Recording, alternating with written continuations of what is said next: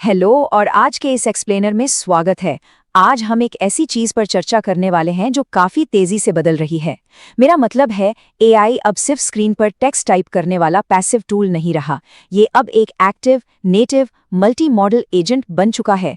तो चलिए बिना वक्त गवाए सीधे शुरू करते हैं। एक बहुत ही दिलचस्प लाइन है, बातचीत ही लेन देन है। जरा सोचिए, 2026 में ये कॉन्सेप्ट अब सिर्फ एक सपना नहीं रहा, ये बिल्कुल सच बन चुका है। आज हम यही समझेंगे कि कैसे हमारी आम बातचीत सीधे एक पूरी ट्रांजैक्शन में बदल सकती है। तो आज के इस एक्सप्लेनर के एजेंडा पर एक नजर डालते हैं। सबसे पहले एआई शॉपिंग रेवोल्यूशन, फिर इस सब को पावर करने वाला इंजन क्वेन 3.5। उसके बाद हम देखेंगे इसकी एफिशिएंसी और स्केल को, फिर बात करेंगे विजुअल कॉम्प्लेक्सिटी की, और आखिर में इन डिजिटल एजेंट्स के फ्यूचर पर चर्चा करेंगे। शुरुआत करते हैं पहले हिस्से से, एआई शॉपिंग क्रांति, और खास तौर पर ताओबाओ का फुल लूप इंटीग्रेशन। अलीबाबा ने अपने शानवेन एआई असिस्टेंट को ताओबाओ ऐप के अंदर पूरी तरह से इंटीग्रेट कर दिया है, और ये एक बहुत बड़ा रियल वर्ल्ड एग्जाम्पल है।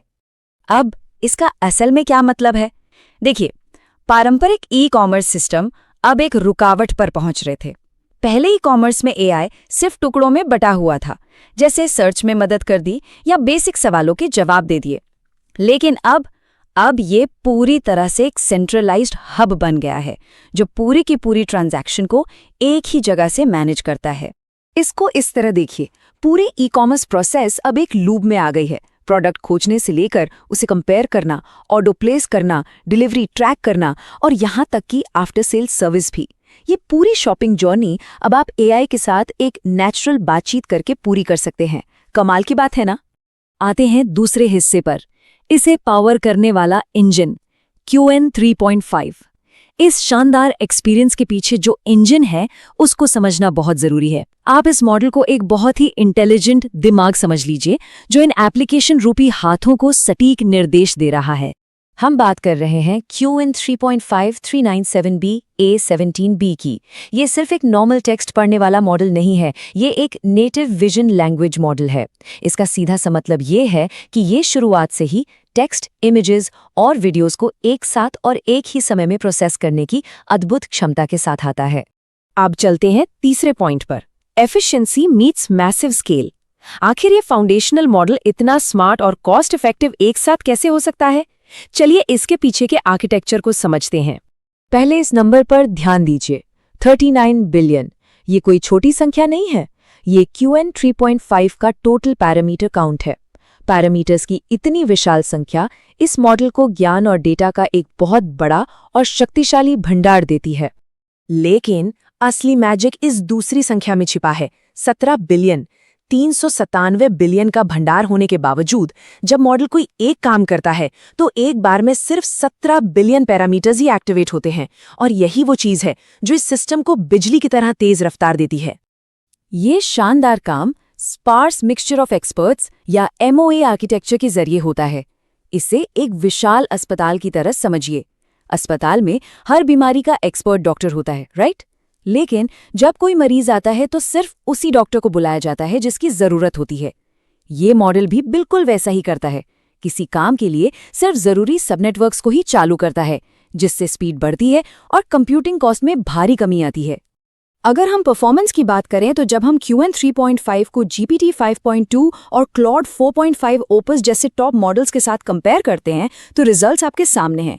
ये जनरल नॉलेज और मैथमेटिकल रीजनिंग वाले बेंचमार्क्स में बिल्कुल टॉप पर बैठा है। इसका मतलब है कि एफिशिएंसी बढ़ाने के चक्कर में इसने अपनी स्मार्टनेस से कोई समझौता नहीं किया है। तो अब आते हैं चौथे हिस्से पर, सीइंग एंड सॉल्विंग कॉम्प्लेक्सिटी। जब एक एआई सच में अपने आसपास के माहौल को देख और समझ सकता है तो वास्तव में क्या होता है? चलिए इसके प्रैक्टिकल इस्तेमाल को गहराई से समझते हैं। इस मॉडल की मल्टी मॉडल स्किल्स सच में हैरान करने वाली हैं। ये सिर्फ टेक्स्ट जनरेट नहीं करता, ये डेस्कटॉप और स्मार्टफोन के इंटरफेस को ऑटोमेटिक चला सकता है। एक रफ स्केच को डायरेक्ट काम करने वाले यूआई कोड में बदल सकता है, जिसे वाइब कोडिंग कहते हैं। और अपनी पिक्सल लेवल की स्पेशल इंटेलिजेंस के कारण ये 2 घंटे के लंबे गेम प्ले वीडियो को भी आराम से स्ट्रक्चर्ड कोड में कन्वर्ट कर सकता है। इस स्पेशल इंटेलिजेंस को एक रियल वर्ल्ड एग्जाम्पल से समझते हैं। मान लीजिए एक बिना ड्राइवर वाली कार यानी ऑटोनॉमस व्हीकल का टेस्ट चल रहा है। एआई के सामने एक सिचुएशन रखी गई और पूछा गया, गाड़ी चौराहे पर रुकी क्यों नहीं? तो एआई ने इसे स्टेप बाय स्टेप कैसे समझा वो देखिए। पहले उसने नोटिस किया कि चौराहे के पास आते वक्त लाइट हरी थी। फिर जैसे ही गाड़ी स्टॉप लाइन के करीब पहुंची, उसने लाइट को पीला होते हुए ट्रैक किया। इसके बाद एआई ने स्टॉप लाइन से दूरी का एग्जैक्ट कैलकुलेशन किया और तय किया कि उस स्पीड पर अचानक से हार्ड ब्रेक लगाना खतरनाक हो सकता था। ये सटीकता से दिखाता है कि एआई कैसे रियल वर्ल्ड सेफ्टी रूल्स को कितनी गहराई से समझता है। ये सब हमें आखिरी पॉइंट पर ले आता है, एजेंट्स का भविष्य, आज के असिस्टेंट से कल के पार्टनर तक। आखिर टेक इंडस्ट्री का आगे का प्लान क्या है? चलिए इस पर नजर डालते हैं। देखिए, सबसे महत्वपूर्ण बात यह है कि अब फोकस सिर्फ मॉडल्स का साइज बड़ा करने पर नहीं है। अगला बड़ा कदम है डीप सिस्टम इंटीग्रेशन। मेरा मतलब है ऐसे सिस्टम्स बनाना जिनकी अपनी एक परसिस्टेंट मेमोरी हो, जो चीजें याद रखें और जो व्यवहारिक सीमाओं को समझकर बेहतर फैसले ले सकें। सोर्स मटेरियल का ये लक्ष्य पूरी स्थिति को स्पष्ट करता है। हम सिर्फ टास्क बाउंड असिस्टेंट्स नहीं बनाना चाहते। लक्ष्य है ऐसे भरोसेमंद पार्टनर्स बनाना जो इंसानी सोच के साथ मिलकर कई दिनों तक चलने वाले जटिल कामों को अकेले हैंडल कर सकें। आने वाले वक्त में हम लोग in native multi modal agents के साथ एक टीम की तरह काम कर रहे होंगे। और इसी के साथ हम आज के इस एक्सप्लेनर के अंत में पहुंचते हैं। ये पूरी चर्चा पीछे एक बहुत ही गहरा सवाल छोड़ जाती है।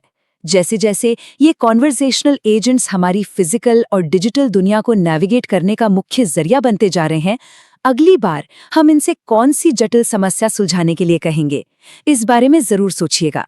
आज इस विश्लेषण में हमारे साथ जुड़ने के लिए बहुत बहुत शुक्रिया।